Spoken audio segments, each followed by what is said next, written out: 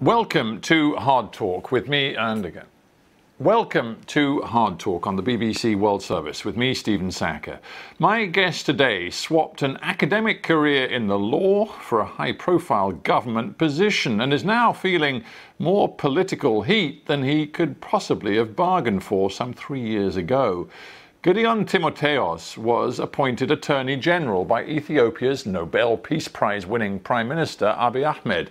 At the time, the Ethiopian government was making much of its commitment to modernization and national reconciliation. Today, that agenda seems to have been overtaken by events. Notably, an intensifying internal conflict in the north of the country, which could, if not halted, threaten the very unity of the country. Last November, the Ethiopian army moved into the northern region of Tigray to remove the regional government led by the Tigray People's Liberation Front, the movement which dominated the national government for decades before the current PM came to power. The result? A bitter conflict in Tigray, which has now spilled into the neighbouring regions of Amhara and Afar, and it's drawn in forces from neighbouring Eritrea in support of the Addis government. Thousands have been killed. There's disturbing evidence of atrocities committed on both sides, and the fighting has left hundreds of thousands facing the very real threat of famine. A couple of years ago, the Ethiopian government was basking in the warmth of international approval. Now its handling of this internal conflict is prompting accusations and condemnation.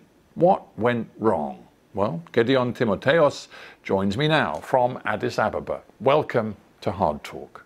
Thanks for having me. Now, when we last spoke to each other nearly 9 months ago, you seemed very confident that your government was about to crush the forces of the Tigray People's Liberation Front. Are you now prepared to say that your government strategy has gone disastrously wrong? Mr. Sacker, as I have stated back then, we are in a position to retake Mekelle, and we are able to finalize the initial phase of the operation within a matter of 3 weeks. We took over Mekelle, we established an interim administration, we invested on rehabilitating Tigray. And remember, it was a conflict that was forced upon us. It was not a conflict that we got into by our own volition and willingness. So that's how we see the situation. Well, you haven't answered my question, because since then, and of course your forces did take Mekelle, since then things have gone very wrong. Your forces left Mekelle in June, and since then the TPLF, the Tigrayan rebel forces, have retaken much of Tigray from your national army, but they've also moved into the neighbouring regions of Amhara and Afar. They hold much more territory now. So what's gone wrong? When we are holding Mekelle and when our forces were in Tigray, there were constant issues that were being raised about humanitarian access, the humanitarian situation. We wanted to improve the humanitarian situation. And we're also concerned by the fact that the TPLF was sending wave after wave of civilians against our troops. There was an extensive use of child soldiers by the TPLF.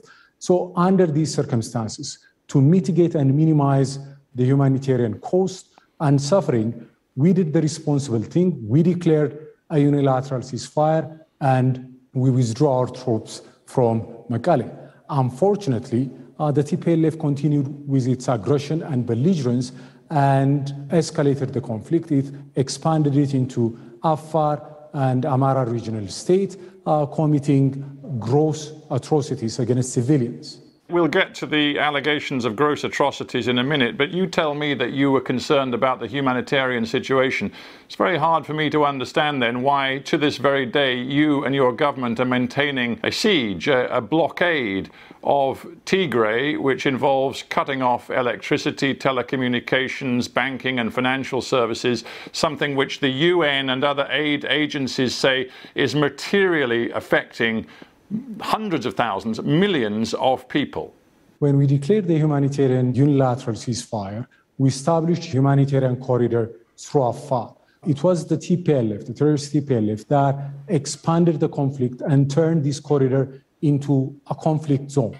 Why don't you end the blockade, Mr. Attorney General? As I said, we had facilitated humanitarian access and corridor through Afar. Now, as far as electricity and other essential services are concerned, the utility companies, the corporations that provide these services, they had several of their personnel killed in Tigray while they're trying to repair basic infrastructure. They have been subject to attacks. So under the existing insecurity, with the continued aggression of the TPLF, it would be difficult for these corporations to send their personnel, their employees in Tigray. So had the TPLF reciprocated the unilateral ceasefire, then it would have been a different circumstance. Well, of course, as far as the Tigrayans are concerned, and I did speak to a Tigrayan spokesman very recently, you'll know that they believe that there is no way they can end their armed struggle until you end the blockade, and there's no sign of it ending. There are also worrying signs that your government sees the international aid agencies, the NGOs that are trying to deliver help to hundreds of thousands of people who are facing famine in Tigray. You appear to see them as part of the problem. One government spokesman, Redwan Hussein, recently referred to aid groups as playing a destructive role. What is that supposed to mean?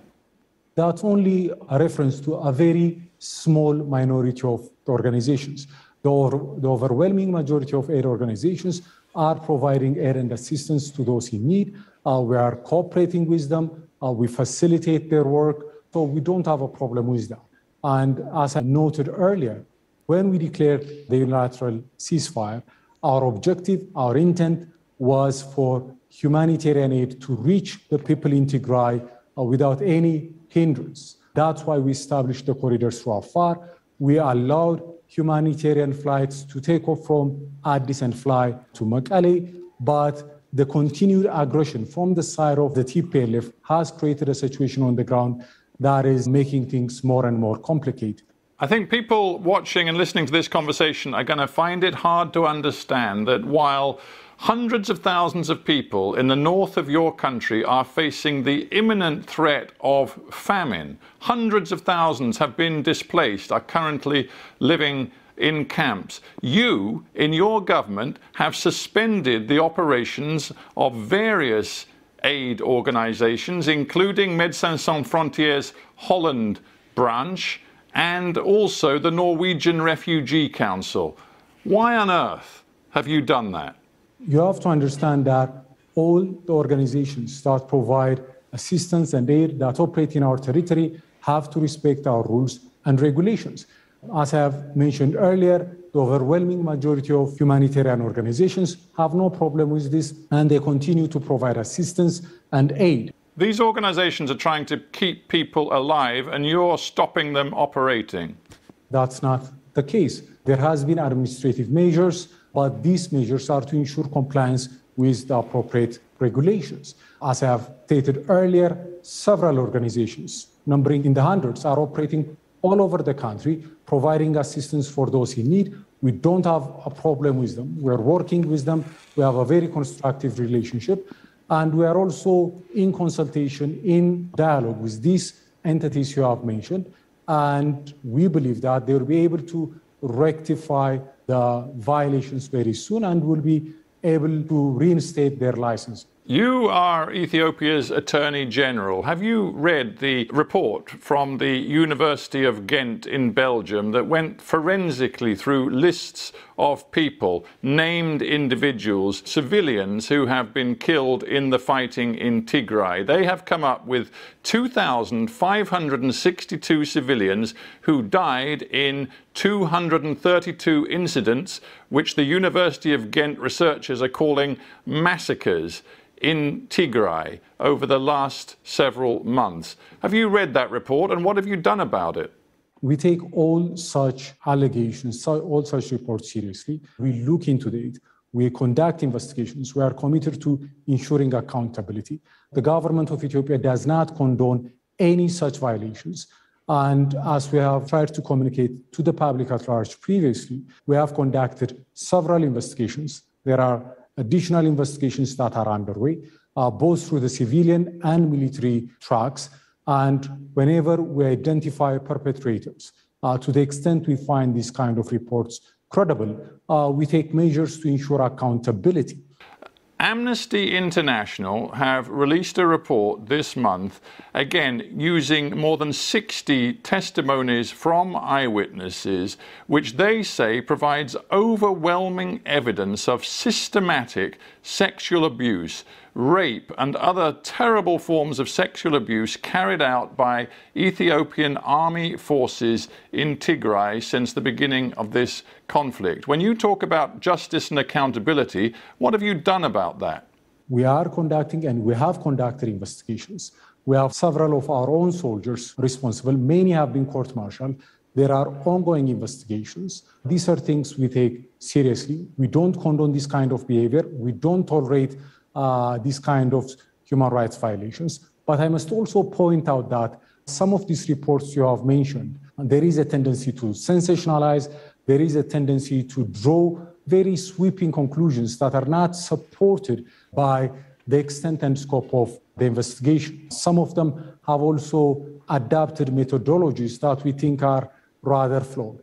Be that as it may, as I have said earlier, both through a civilian track and a military track, we have conducted investigations. I find it hard to believe your government is taking these allegations seriously when one of your own spokespeople described the Amnesty International report as nothing more than sensationalized attacks and smears.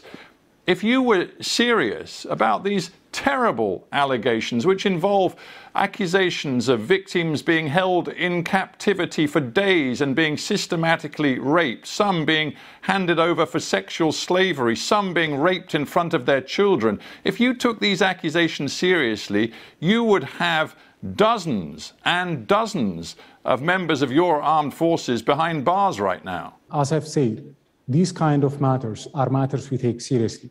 Yes, there could be sensationalized reports, and there are sensationalized reports drawing very exaggerated and unsubstantiated conclusions, but we take the victims seriously.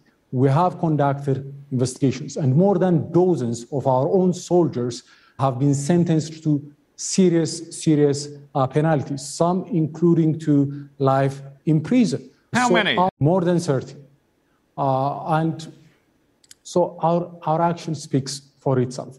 And in addition to this, I want to point out that the Ethiopian Armed Forces, the Ethiopian National Defense Force, is a disciplined fighting force.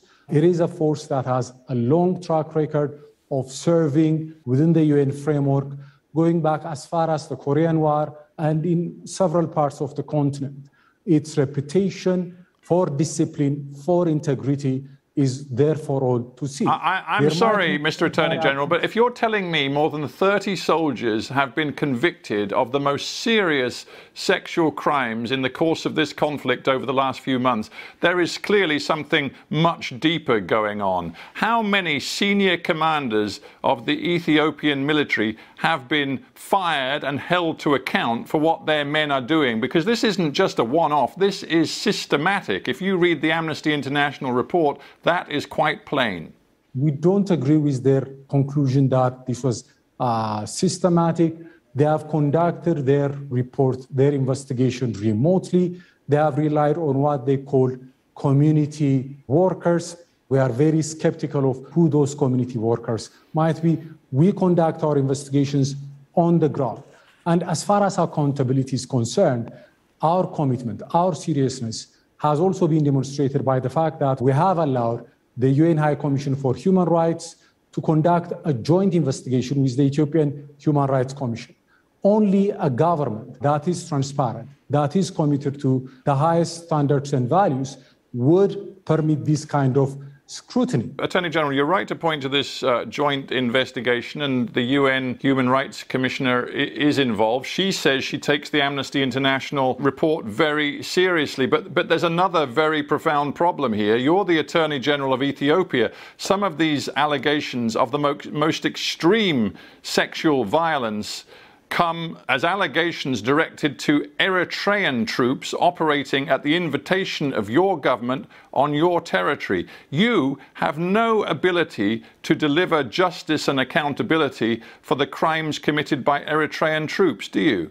regardless of who the perpetrators might be, our responsibility and our position is that we conduct investigations, we establish the facts. If there are individuals who are beyond our jurisdiction, there are established protocols and procedures to seek international legal cooperation, to work in collaboration with the authorities that have jurisdiction in neighboring countries. So this is a process that is underway. We work with neighboring countries on these kind of issues. So I think it's too early to jump to conclusions. And I would say that based on our actions and our conduct so far, our commitment to accountability is very clear. I must also point out that we are rather disappointed and a bit dismayed by the fact that several atrocities that are being committed by the terrorist TPLF against civilians, including children, is not being denounced, it's not being looked into by international human rights organizations. If you had watched my interview with the spokesman for the TPLF, you will know that I went into great detail. I do. I would like to acknowledge that, and I do recognize that. Thank you. It's important that we challenge both sides in this conflict. Let's get back to your side. Let's get back to the language being used by your own Prime Minister, Abiy Ahmed, who just last month used these words to describe the Tigray People's Liberation Front. He described them as a cancer, as weeds, as a disease. He said that these weeds will be removed from our country. As Attorney General, in a climate where there are accusations of ethnic cleansing, war crimes, crimes against humanity, what do you think of the language being used by your own Prime Minister? The statement issued by the Office of the Prime Minister was referring to a terrorist organization. There have been instances in the past in which notable world leaders have used similar language to refer to terrorist organizations like ISIS.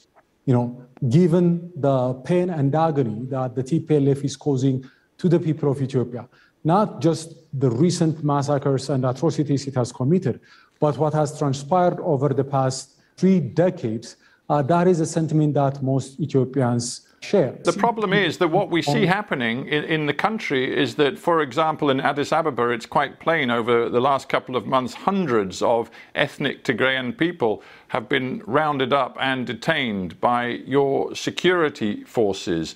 We see, in reaction, the American USAID chief, Samantha Power, saying dehumanizing rhetoric hardens tensions and can historically accompany ethnically motivated atrocities. Do you understand why the international community is increasingly concerned by what they see and hear coming from your government? The TPLF has legitimately been designated as a terrorist organization by our parliament. Anyone who supports, provide material assistance or sponsors this kind of organization would have to be held accountable.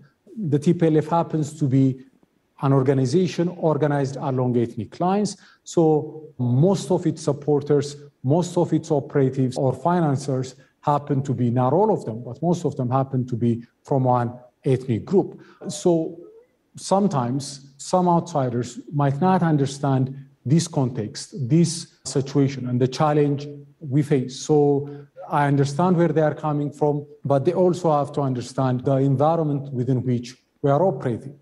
What do you think are the prospects for the continued unity of your country? The leader of the TPLF said not long ago, Mr. Gebre-Michael, he said, trust has broken completely. And if they don't want us, referring to you in the Addis government, if they don't want us, why should we stay? There is a real risk of your country falling apart, isn't there? It's not falling apart. You have to remember, this is a very ancient and very resilient nation. We have overcome all sorts of challenge in our long history when we come united, when we are determined. And I believe there is a determination and resolve to neutralize the threat we face from the TPLF. We can overcome this challenge. The TPLF seems to be intent on either destroying Ethiopia.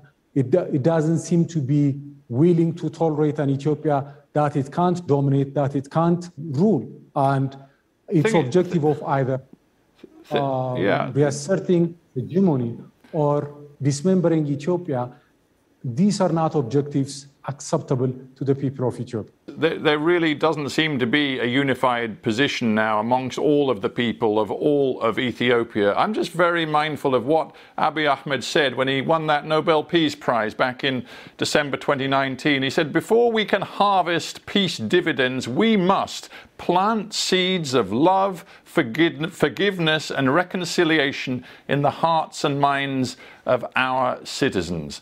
Very far from love, forgiveness and reconciliation, your government right now seems intent on crushing the Tigrayan rebels, eliminating the so-called cancer, and that doesn't sound like love, reconciliation and forgiveness.